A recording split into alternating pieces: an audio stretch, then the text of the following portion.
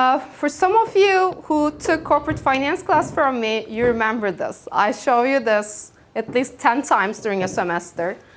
I believe this is the most important chart of what corporate finance is all about, what companies are all about. So in the first part, you see the capital budgeting decision.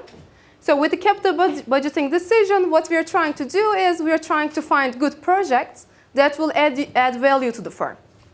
And the entire corporate finance class was all about this. Then, once you figure out which projects to take, the question is where the money comes from. So where the financing will come from. So in this part, we're going to focus on optimal capital structure of a firm. What kind of debt, what kind of equity should be used, and what is the optimal values for this.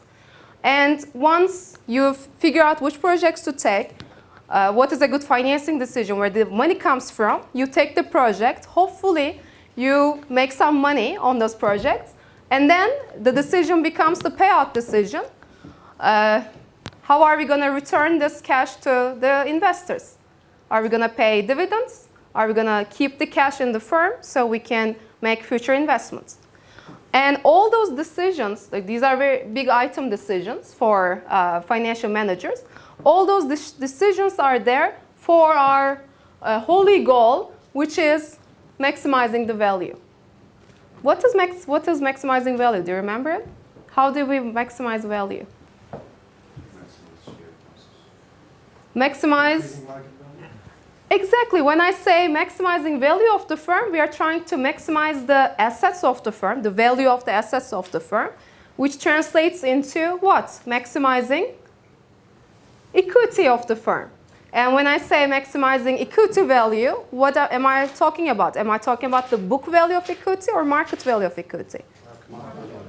Where do I find the book value of equity? Balance sheet, shareholders' equity on the right-hand side, remember? It is the book value of equity. But we focus on the market value. Why? Why are we focusing on market value of equity? Why don't we just look at the balance sheet? Rate changes. Huh? Rate changes. Rate changes? What else? Yes? Because we record the amounts on the balance sheet of the historic values. Very good. Exactly. Whenever we look at balance sheet, everything you see there is recorded at historical values. But what do we care about? We care about how the market values the company right now. That's why we're looking at market value of equity, which is, do you remember what market value of equity was? Price of share times number of shares outstanding. Exactly. How many shares the company has outstanding times the price of the share, which is also called market capitalization. Do you remember that? Market cap. So we are trying to maximize the market value of equity. So we are trying to maximize the price of the stock actually. And why are we looking at stock price? Stock price has some very important information in it, which is what? Is stock price backward looking? What do you mean by that? It reflects the expected future cash flow. Exactly. Stock price has information about the past of the company, about the investments of the company and everything. But it's also about how investors see the company. If you see a company's stock going down like this, what do you expect about the future of the company? Does it look good? It doesn't look good. So if the stock price increases, it means investors believe that the stock has good future prospects. The company will be in a good condition in the future. That's why people rush into buying stocks, right? That's how stock price increases, demand and supply. Econ people, right? If demand increases, stock price will increase. Okay, so maximizing value means maximizing market value to the owners, who are the stockholders, which means maximizing the stock price. Another thing, why isn't profit maximization a good goal? Let's see whether you remember that one. Good or is not? It's not a good goal for us. We say maximizing stock price is a good goal, not the profit maximization. Why? Because sometimes we may need to invest instead of making profit. Okay. If we aim to being bigger company, Uh-huh. we should invest more instead of making profit. What is profit? The definition. Total revenue minus Revenue minus cost, right? Yeah, I was gonna say it's short term, so it can change period to period. So that's why we cannot. Exactly. You guys are all right. You're definitely right. So when I say profit, it's revenue minus cost. So you can increase your revenue. You're making very good sales and stuff, which is awesome.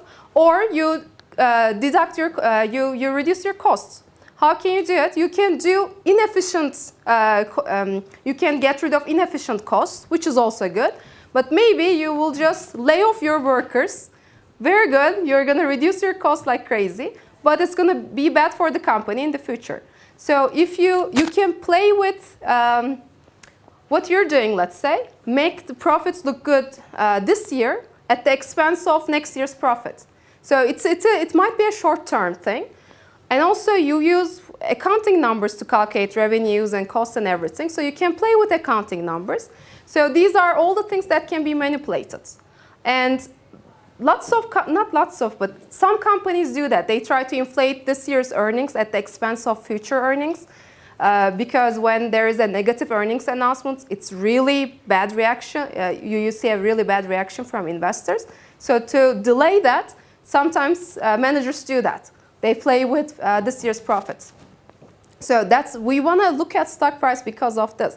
For CEOs, it is not very easy to play with stock price because it's all about millions of investors, right? They can make fake announcements maybe, but it's going to affect their reputation. They cannot do that all the time. And people, they are very informed investors as well. It's not just you and I buying stocks. We also have institutional investors, like big mutual fund families, hedge fund families. You cannot fool those people all the time. So going back to our first, I just want to see whether you remember those, and you remember those. Thank you. So going back to our basic chart, we're trying to maximize the stock price. We're trying to maximize the value of the company through those decisions. And in this class, we're not going to focus on capital budgeting decision that much because we spend an entire semester dealing with it. But we're going to focus on financing and payout decision. But as a reminder, let's go over capital budgeting decision very quickly. So what we're trying to do is we are trying to decide whether a project is good or bad. So just give me a project idea. Anything? Let's open some kind of business. What kind of business? cake factory. What factory? Cake. Cake. Oh, it is dessert time, just after lunch. Okay, yes. Cake factory. We want to open a factory. And suppose that for us, this is like a 10-year project. Okay? So what do? We come up with a business plan. We look for a place for the factory. We think about all the cash flows. We will have cash inflows, inshallah. And we will have some cash outflow. We will have some expenses as well. So what do? Is we put all those cash flows. We have an idea about the timing of those cash flows. And also we know the magnitude of those cash flows. But all those cash flows will come in the future, right? But I have to make the decision today. So what am I going to do? I'm going to discount all those cash flows at the appropriate discount rate. What discount rate I use? Do you remember it from corporate finance class? Oh, no. IRR is something else. So the discount rate you use might be any discount rate you see in the economy. Like it might be an equally risky project's cost of capital as well. But suppose that you're using the interest rate in the economy as a discount rate for now. I'm going to mention weighted average cost of capital later, which is the discount rate we're going to use. But okay, we're going to discount those cash flows. We will bring all those cash flows to today. Why? I'm making the decision to open the cake factory today. Okay? So this is the capital budgeting decision. And for that, what is important, The important thing is that I'm trying to find good projects, which means positive NPV projects. Do you remember that? Net present value. Net present value is present value of all the cash inflows minus present value of all cash outflows. It is net present value. So do you remember the decision rule? When do we accept the project? When NPV is positive, right? Present value of cash inflows are higher than present value of cash outflow. So when a company, when a manager takes lots of positive NPV projects, what happens? Where the value of the company comes from? It comes from all the investments, right? All the past investments, all the future investments as well. So if the manager is taking positive NPV projects all the time, the value of the firm is cumulatively increasing. And where the value of the company comes from is on the balance sheet, it comes from actually long-term assets. Do you remember what long-term assets are? We have plant, property, and equipment, like a factory. We're talking about factory. So the factory will give the true, will add a value to the company. If it's a good project, you increase the value of the company. So we look at NPV, which was the most commonly used decision rule, if you remember. And we want to have CEOs who makes good investments, takes positive NPV projects all the time. This is from a survey by Graham and Harvey. These are both professors at Duke. They talked to several CFOs and they ask actually many questions about corporate finance, but this focuses on which method you use for capital budgeting. And as you can see, 75% of CFOs said we are using NPV. NPV is a very simple rule actually, but it is the most commonly used one. IRR, something you remember. Do you remember what IRR was? It's the discount rate that makes the NPV zero. Exactly, it is a discount rate that makes NPV equal to zero. So to make the decision, you compare IRR with the discount rate in the economy. And generally, they tell you the same thing. Sometimes not, but I'm not going to go into that because you already know those, I hope. There's payback periods technique. Do you remember this one? Payback period. Do you remember my washing machine example? When I went to US, I was using laundromats and suppose that I was spending $5 a week for laundries. So instead, I decided to buy a washing machine. And there was a Turkish guy who was fixing washing machines, and he was selling those fixed machines, used machines, for $50 to Turks. So I bought a washing machine from him for $50. So how long was necessary for me to recover my initial investment? 10 weeks, right? Every week I spent $5, 50 over 5. So for the payback period, a CEO has or a CFO has some threshold, cutoff period. And he's going to accept all the projects whose payback period is less than that threshold he has. So if I can recover my money in, let's say, 8 weeks, I'm going to take the project. If this is the threshold, then my decision to buy the washing machine was a bad one because it took 10 weeks, not 8. Book rate of return is return on equity, return on assets, return on investments, accounting returns. And profitability index is your profit compared to your initial investment. So if it is a big number, it's a good thing. But most commonly used ones are NPV and IRRs. So this is all capital budgeting decisions. So in the financing decision, this is new to you. We're going to look at where the money comes from. And money will come from 3 sources, which is internal funds, the money the company already has. If it's not enough, the company can use debt or equity. So we are going to spend 2 weeks or so focusing on this part, capital financing decision. And we're going to decide what kind of equity or what kind of debt to issue. What's the optimal capital structure of the company? And this part is also important. Why? Now we are looking at the right-hand side of the balance sheet. We have short-term liabilities, long-term liabilities, and we have equity. So by playing with debt structure, capital structure, we can also increase the value of the firm.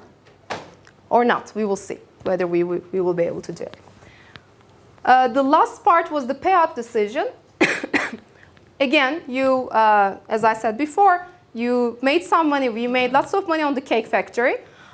We went public, let's say, and we decided to pay some money to our investors in the form of dividends, share repurchases, or maybe in the form of future investments. I don't return anything to them yet, but then I use retained earnings for future investments. Okay. Any questions up to now? Okay. Going back to why we are dealing with those decisions, we are trying to maximize the value of the firm. And for valuation, this is going to be another week's topic, but I want to go over the items very quickly. We have to learn how to value firms, and we're going to focus on 3 important valuation techniques. The first one is liquidation or adjusted asset value. Then we have public comparables, multiples approach. And the last one is discounted cash flow methods. And for in DCF methods, we have WACC, float equity, and adjusted present value. Let's go over them quickly. As I said, I think in 2 weeks, we have the valuation topic coming. So we're going to spend time on those later on. So the first one is liquidation or adjusted assets. This is very simple. Value of the firm is value of the equity in the firm. From the balance sheet identity, we know asset is equal to equities plus liabilities. So equity is equal to assets minus liabilities. Simple. That's the value of the company. We can use book value of equity. You can look at balance sheet simply, which was historical value of the firm. Or you can adjust assets for the market value. Suppose that I bought a house 2 years ago for $500,000. Now the value of the house is $1 million. What is the book value of the house? Book value of the house. I bought the house for $500,000 2 years ago. Now it's worth $1 million. What is the book value of the house? $500,000. What is the market value of the house? $1 million. That's the difference. So you can adjust assets for market value rather than the book value. Comparables approach is widely used by practitioners. Analysts follow companies and they look at lots of accounting ratios. So what they do is they use a combination of different financial ratios. The most commonly ones are price to earnings, assets over sales, and market to book. So you look at those ratios and you compare companies with each other. But what is the most important thing when you're doing the comparison? Can you compare IBM to AT&T, which is a cell phone company? No. So what is important when you're doing the comparison? Same industry, competitors. We actually look at similar size companies as well. You cannot compare a small company to a big company. So exactly, same industry, similar companies, similar in size, similar in competition. Let's go over these very quickly. Price to earnings ratio is price over earnings per share. How much you pay per earnings. This is generally between 20 to 25. So if it is 20, what it means is you pay $20 for $1 worth of earnings. And in general, if this is high, it means people expect earnings to grow in the future. The second one is assets over sales. Just flip it. If you flip it, it's going to be sales over assets. How much sales you generate per assets you have, which is asset turnover ratio actually. What kind of companies will have high asset turnover? High sales per assets? Huh? Production companies. Okay. Fast food companies. How about utility companies?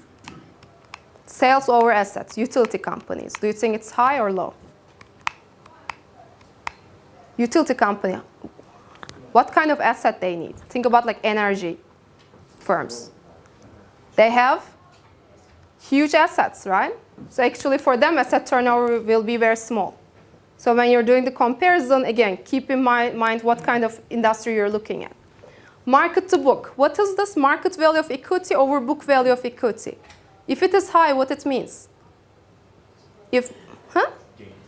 Think about the expectation. Do you think a growth company will have a high market to book or value company? Like old company? Growth, right? Why? Because growth companies have lots of future investment opportunities, and this is where their value will come from.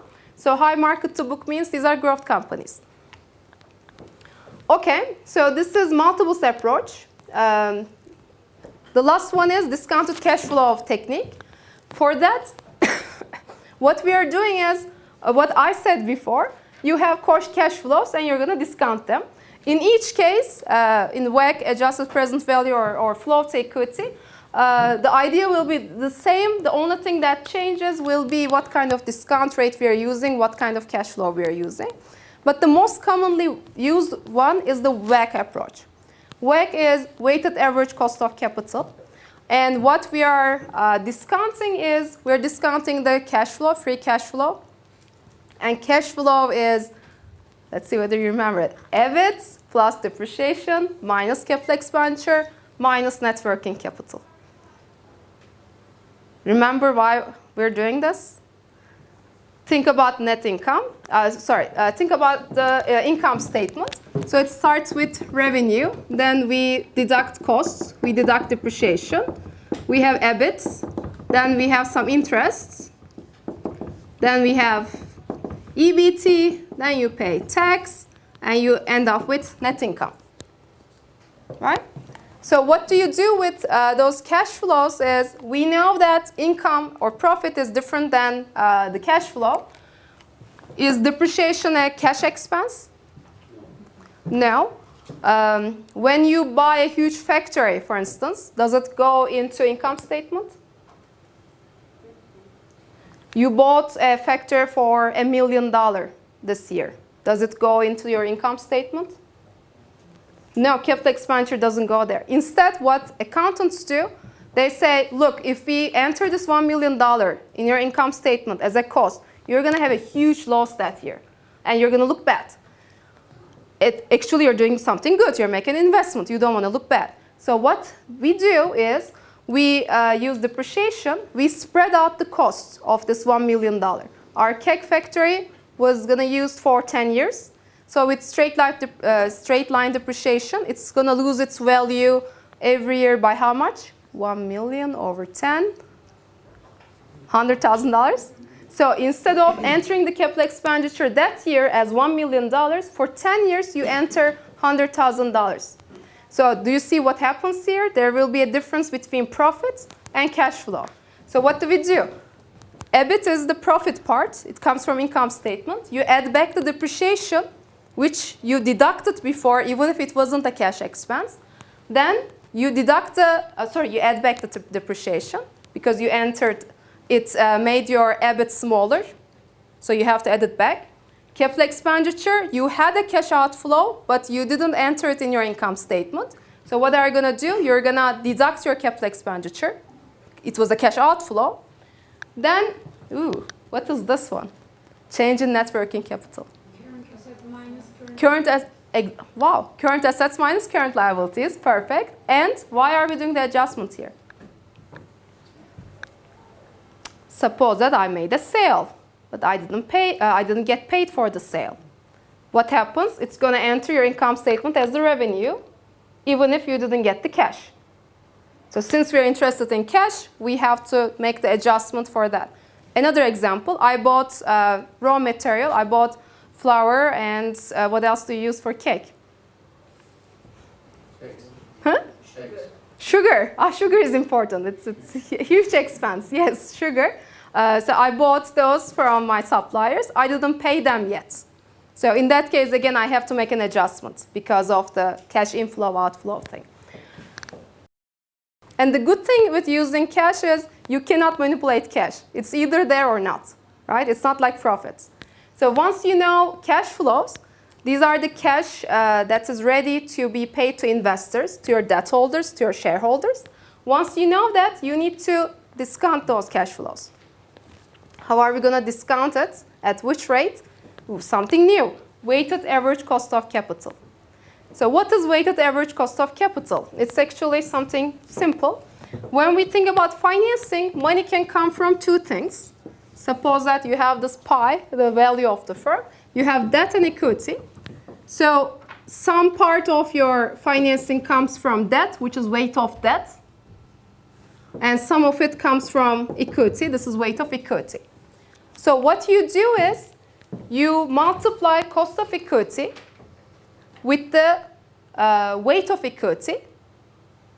Okay, call how much money comes from equity times the proportion times the cost of it, plus weight of debt times cost of debt. So weighted average, right? You're not doing anything complicated. We have this 1 minus t here. Why? Because using that has some tax advantage. Can you see the tax advantage here in the income statement? So here, after EBIT, after calculating EBIT, if you have some debt, you pay interest. So you deduct interest from EBIT. You end up with your taxable income. So if you have lots of debt, you're going to have lots of interest payments. So your taxable income will get smaller. So the tax you pay to the government will get smaller. So there's tax benefit of that. Because of this, I'm considering this tax benefits and I'm multiplying this with 1 minus t. Not very difficult, right? This is weighted average cost of capital. So once you calculate cash flows and calculate the discount rate, weighted average cost of capital, this is how you value the firm. So these are the cash flows. Ooh, do you remember this one? The present value formula. Another actually simple thing. So present value is future value over 1 plus r to the power t. Do you remember this? This is that. Nothing complicated again. So you discount all the future cash flows with the discount rate, weighted average cost of capital, and you add them up, right? You discount all the individual cash flows, add them up. This is going to be the value of the firm. So how do you increase the value of the firm? You either increase your cash flows or decrease your cost of capital. You decrease cost of finding money. And next, starting Thursday, we're going to focus on how cost of capital will be affected with capital structure decisions. Any questions? Mm-hmm. For the FCFF calculation, shouldn't we deduct the tax from the EBIT? Or should we leave it as the EBIT and the... We're not reducing interest either, right?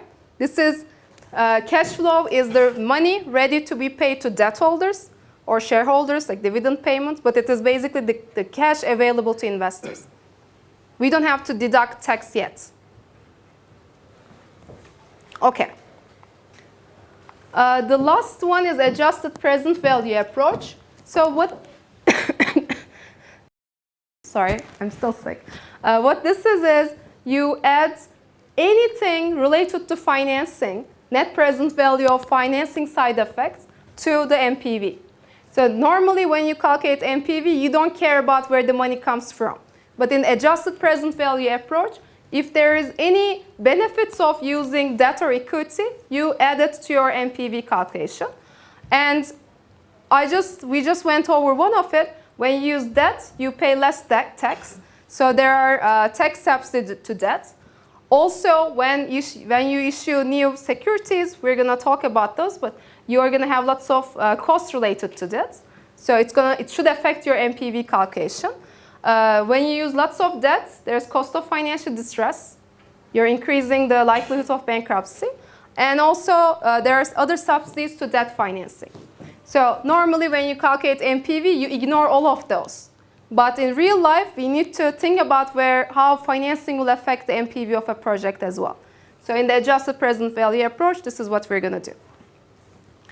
The last thing is float equity approach. This is also another discounted cash flow approach. What you do is you calculate levered cash flows. So how cash flows will be affected by your financing decision. And then you use cost of equity to discount the cash flows. That's it. In weighted average cost of capital, you use free cash flow and weighted average cost of capital, which is cost of equity and cost of debt together. In this one, you're adjusting your cash flows according to the financing decision, and you just use cost of equity to discount the cash flow. So the ideas are all the same. They're not complicated. You just need to make adjustments to the cash flow or cost of capital. That's it. Okay, any questions? Okay. So what we're going to do now is I'm going to go back to the firm valuation a little bit. And then I will talk about I will talk about things you already know. I will talk about what stock is, what debt is, what financial institutions are, blah, blah, blah. In the last part, we're going to talk about IPOs and venture capital, venture capitalists, and conclude the class for today. Okay, so where the value comes from? Again, going back to our original thing. When you look at the firm, it's like a pie, like this. And this pie, these are the assets of the company, is equal to debt plus equity. So debt plus equity is what? It is assets, basically. So what you're trying to do is, if the value of the pie, if the pie is fixed, it doesn't matter how you cut the pie, how much debt you have, right? So you can have this much debt or this much debt. Is the pie changing? No, you're just slicing it differently. So what we need to do is we should try to make pie bigger. So the value of the firm will increase. And just keep this in mind. Value of assets is equal to value of debt plus value of equity. And we just focus on this pie all the time. And a couple of things to remember here, a couple of terminology, because I will use these a lot. There's debt ratio and there's debt to equity ratio. Debt ratio is how much debt you have compared to the total value of the firm, compared to the pie, total pie. Debt to equity ratio is how you slice the pie, debt over equity. So debt ratio has to be less than 1, right? The slice in the pie. Debt to equity ratio can be infinity. Or it can be 0. How can it be infinity? If equity is 0. So if it is all debt company, debt to equity will be infinity. What is the problem with this? Infinite debt. What is the problem with this? If you have lots of debt, what is? Bankruptcy, exactly. Like you cannot have infinite debt. And some companies don't have that whatsoever. So that is 0. Debt to equity ratio is 0.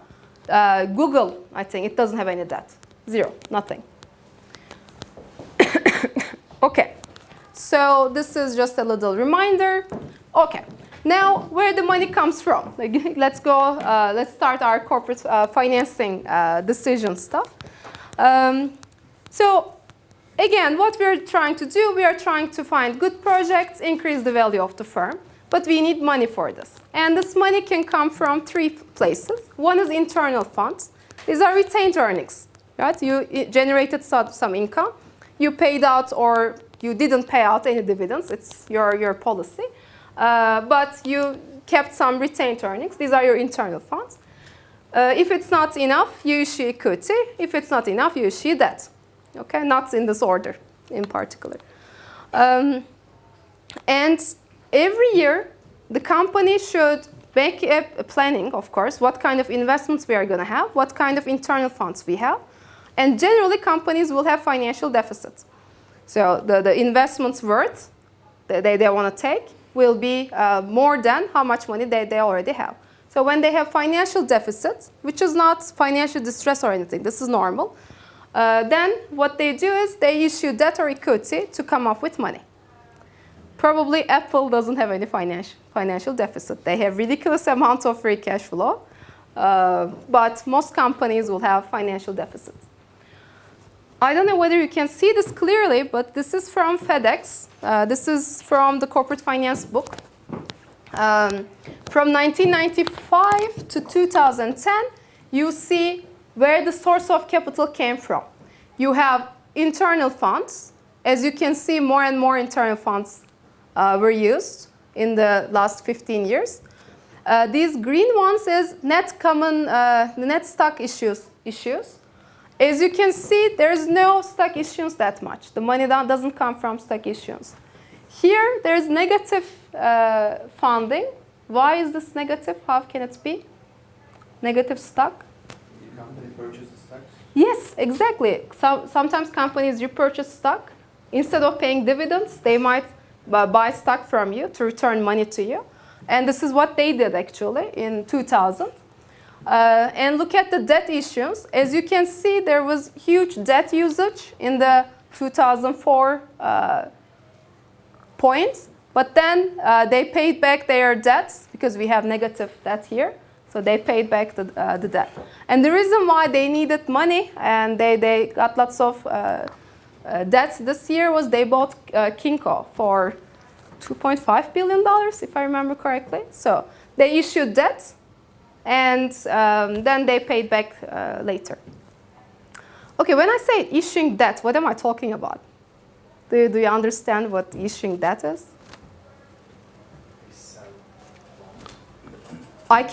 Corporations can sell bonds, right? It's not just treasury. Corporations can sell bonds as well. What else? Bank loans?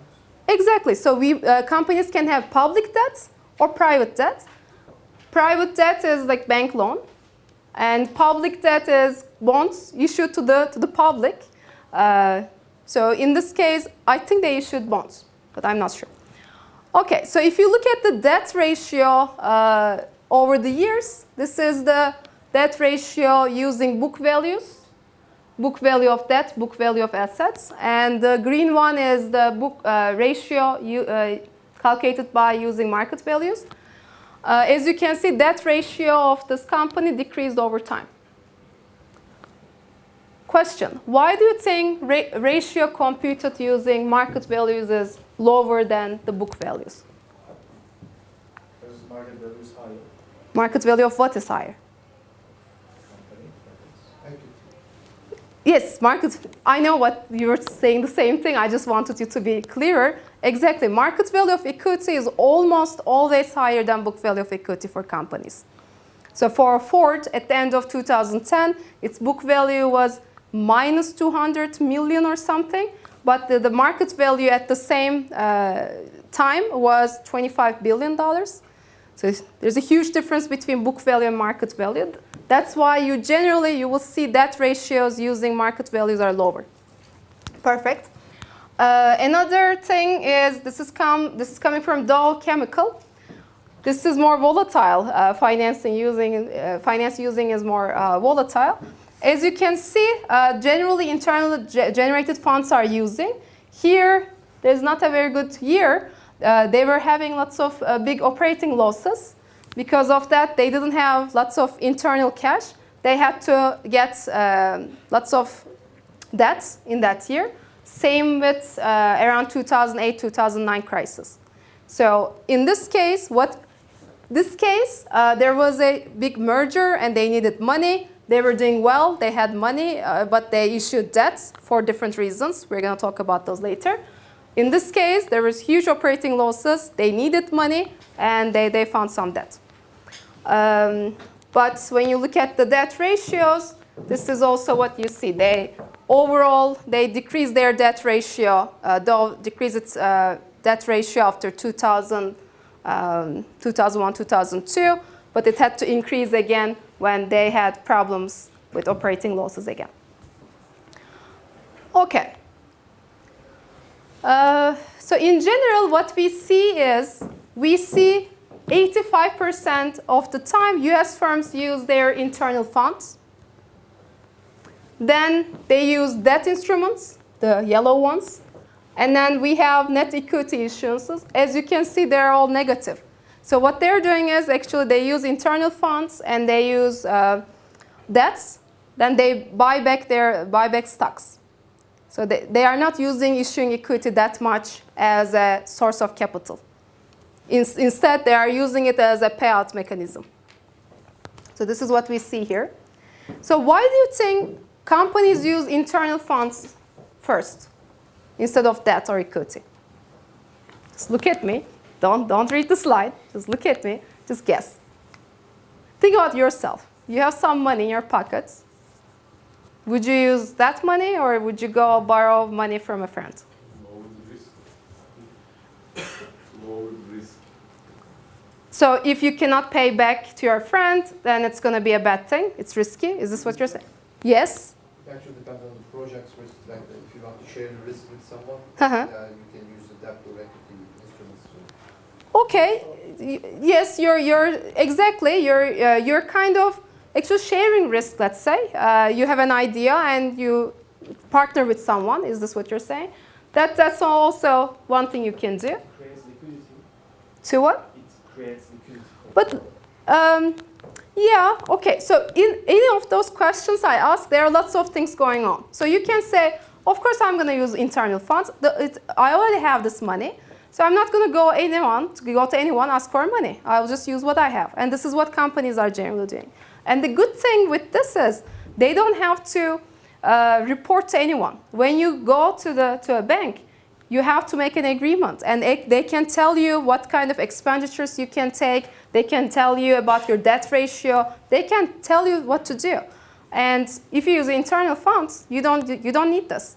So that's one thing. Generally, it's easier to use the money you already have. Also, there's cost of debt and cost of equity. Issuing equity is very costly. You read the reading I assigned to you, I hope. It's a costly process. But the bad thing is sometimes it is good for companies to go get money from banks, from bondholders, or from equity holders because it gives them more monitoring. And we're going to talk about governance problems later in the semester. There are lots of governance problems in companies. And when there is an outside monitoring mechanism, it might be good for shareholders because banks will follow every step the company is doing. Or think about bonds. That instrument. If a company cannot pay its coupon payment on a bond, it's bankruptcy. It's a huge deal. It cannot be like, oh, this quarter I'm going to skip this coupon payment. They cannot do that. So there will be more monitoring, and hopefully this will make managers to act more in the interest of investors. So that will be a good thing. And when you look at debt ratios for US non-financial companies, you can see that it is around 35% or so. And it is kind of stable over time, but increased from 1955s. So why is this happening? Because we have better functioning financial markets. There's better monitoring. One company is watched by tens of analysts. There are lots of financial institutions. So having debts, getting debts is kind of getting easier, and riskiness of the companies are understood better. So overall, when you look at the 50-year history of US market, you see that ratios are increasing because of that. So what happens in general is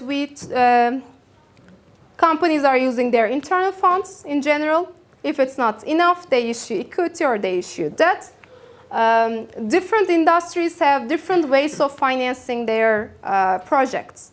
So if a company, let me ask this, what kind of industries might have higher debt ratios? They can afford high debt ratios. Airlines. Why? As I heard, airlines companies are always. But why? So if you cannot pay your debts, what happens? You got bankrupt, okay. But if you have lots of assets, then debt holders can sell those assets in bankruptcy and get their money back, right? So if a company has lots of assets, like airline companies, they have lots of assets, debt holders might say, okay, even if you go into trouble, I can sell your assets. So those kind of industries can find money easily. So that's just one way of thinking. Okay, there are other things, like if, I don't know, kind of more monopoly firms can find money easier, maybe. Or if a company needs a company's products needs lots of maintenance, it might be a bad signal because if something goes wrong, then all the maintenance expenses will increase. So maybe debt holders will not want to give money to the companies. So because of all those reasons, different industries have different debt ratios.